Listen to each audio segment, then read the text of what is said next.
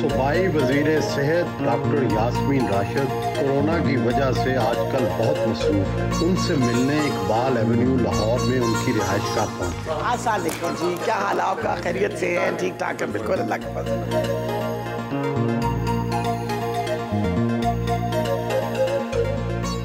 सियासत अपने सुसर मलिक ग़ुलाम नबी से, जो कि तहरीक पाकिस्तान के रहनुमा और पीपल्स पार्टी के सूबाई वज़ीर रहे, उनसे सीखी। लेकिन आपका ताल्लुक़ चकवाल के अस्करी खित्ते से है। ताकत ज़्यादा अहम है या सियासत? असल में मेरा ख़्याल है कुछ तो अपने खित्ते से जो बात मैंने इनहेरिट की थी वो ये था कि आपने अपने हक़ के लिए ज़रूर खड़ा होना है। और मैं शादी से पहले भी एक्टिविस्ट ही थी। और मुझे अभी अच्छी तरह याद है कि जो पहला जुलूस मैंने निकाला था उस वक़्त मेरी उम्र 16 साल की थी। मैंने जो तहरीक थी मार्शल लॉ और अयूब ख़ान के ख़िलाफ़, ताशकंद डिक्लेरेशन के पहले जुलूस में मेरी शमूलियत थी। और मैं I was among one of the student leaders जिन्होंने वो निकाले थे। तो मेरा ख़्याल है पहले दिन से जो मेरी परवरिश मेरे गांव में मेरे दादा ने की थी, उसमें एक बात बड़ी अहम थी। उन्होंने हमेशा कहा था कि हक़ के लिए बात ज़रूर करनी चाहिए। और सुसर ने क्या सिखाया? मेरी खुशनसीबी ये थी कि मैं एक सियासी ख़ानदान में ब्याई गई। और मैंने क्योंकि अपनी सारी पढ़ाई जो है वो शादी के बाद की, तो वो मेरे ससुर जो थे वो मुझे मुसलसल मेंटर करते थे। वो देखते थे कि भाई मुझे बहुत शौक़ है सियासत का। तो मुझे अभी तक याद है, मैं अपनी स्टूडेंट्स यूनियन की जनरल सेक्रेटरी के लिए खड़ी हुई फ़ातिमा जिन्ना मेडिकल कॉलेज में। उस ज़माने में आप शादीशुदा थे? जी, मैं शादी में एक बच्चे की, मेरी बेटी भी हो चुकी थी और मेरा 4th ईयर था। तो मुझे डेरा इस्माइल ख़ान जाना पड़ा टेबल टेनिस खेलने के लिए। मैं टेबल टेनिस पाकिस्तान के लिए खेला करती उस ज़माने में। तो इलेक्शंस का भी समा था और उस ज़माने में भी आप वोट मांग के इलेक्शन लड़ा करते थे।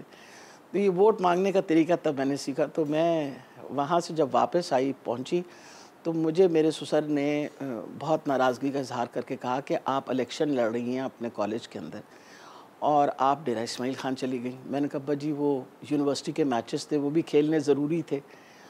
तो मुझे उन्होंने कहा कि आप इसी तरह अभी मुड़ के चली जाएं अपने कॉलेज हॉस्टल में। वजह ये है कि जब तक आप दरवाज़ा खटखटा के हर लड़की से वोट नहीं मांगेंगे, आपको लोग वोट नहीं देंगे। ये पहली दफ़ा कॉन्सेप्ट समझ आया। आप जीती इलेक्शन? जी, मैं वो भी इलेक्शन जीती, बल्कि जनरल सेक्रेटरी का इलेक्शन जीती। फिर उसके बाद अल्हम्दुलिल्लाह मैं अपनी यूनियन की प्रेसिडेंट रही, फिर प्रेसिडेंट की भी इलेक्शन जीती। और मेरे ससुर का इतना इंटरेस्ट था, वो मिनिस्टर थे उस ज़माने में। तो अब्बा जी की एक ग्रीन रंग की तोता रंग की गाड़ी हुआ करती थी, वो मैंने देखी कि कॉलेज के प्रेमिसेस में आई है। तो मैं भाग के गई, मैंने कहा अब्बा जी खैरियत? कहते मैं थोड़ा नतीजा पता करना आया सी। मैं कहा जी अभी नतीजा निकला नहीं है, जिस वक्त नतीजा निकलेगा मैं आपको बता दूँगी। डॉक्टरी के सारे कैरियर में आप ट्रेड यूनियन सियासत करती रहीं। आप बतौर वज़ीर उन्हीं डॉक्टरों की एसोसिएशंस के सामने बैठना पड़ता है। कितना मुश्किल लगता है, क्या फ़र्क लगता है? सबसे जो अहम बात यह है कि जब मैं डॉक्टरों की सियासत करती थी तो मुझे डॉक्टरों का, अस्पतालों के, मरीज़ों के मसले मसाइल के बारे में तो बहुत ख़बर थी। और जब मैं आई हूँ तो मुझे पता था कि कुछ ऐसे अहम नुक्ते हैं जिन पे हमें इमीडिएटली काम करना चाहिए। जैसे फॉर एग्ज़ाम्पल मैं हमेशा से डॉक्टरों की तनख्वाहों के ऊपर हमेशा जंग की थी मैंने कि भी डॉक्टरों की तनख्वाहें कम हैं। तो हमारी हुकूमत के आते सारी आपको पता है कि पहले ही बजट के अंदर हमने डॉक्टरों की तनख्वाहें बढ़ा दी। फिर ये था कि हमेशा हमारी ये लड़ाई हुआ करती थी कि आपने एक जगह 10 डॉक्टरों की अगर एसएनई दी है तो फिर 5 डॉक्टर रख के आप कैसे गुजारा कर रहे हैं। तो ये मैंने आके एम्प्लॉयमेंट का काम, फिर जो इनके पोस्ट ग्रेजुएट जो हमारे पीजीआर स्टूडेंट्स होते हैं उनकी तादाद मैंने बढ़ाई आते साथ। ये सारी बातों पे तो वो भी मुत्तफ़िक़ हैं कि हम ये काम कर रहे हैं प्रमोशन। उन्होंने जो होता है आपको पता है कि हर बंदे ने अपनी सियासत करनी है। मेडिकल टीचिंग इंस्टीट्यूशन एक्ट के ऊपर उन्होंने मेरे साथ जो एहतजाज किया, हालांकि जब मैं शुरू में आई तो मैंने सारी यूनियंस को बुलाया और उनसे मैंने कहा कि इंसान जलसा जुलूस या हड़तालें तब करता है जब आपकी हुकूमत बात ना सुने। आप पहले हमें से हमेशा बात किया करें, अगर मैं आपकी बात ना सुनूं फिर आपका एहतजाज जायज़ है।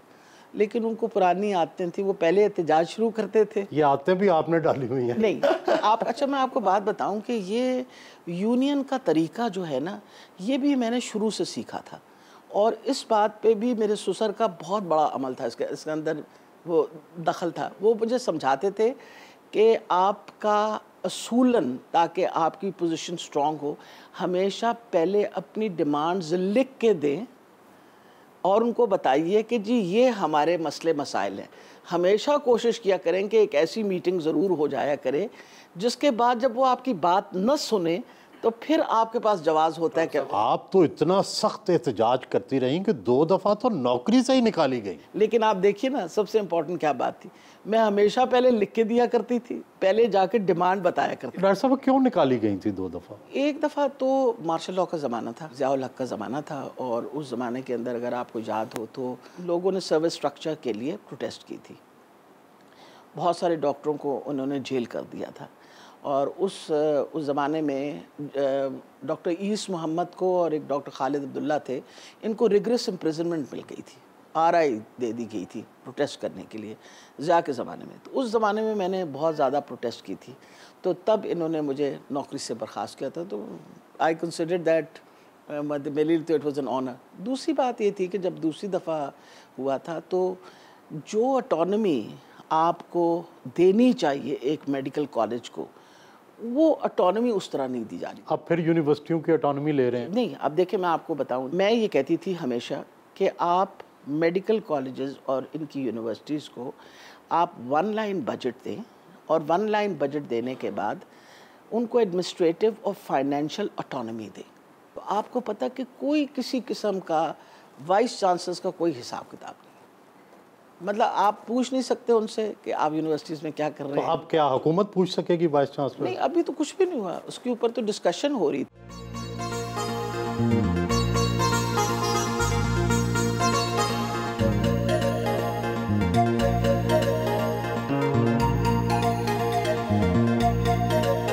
डॉक्टर साहब, अमूरे खानादारी, ये खाना पकाना, ये इसके लिए तो वक्त नहीं निकलता होगा?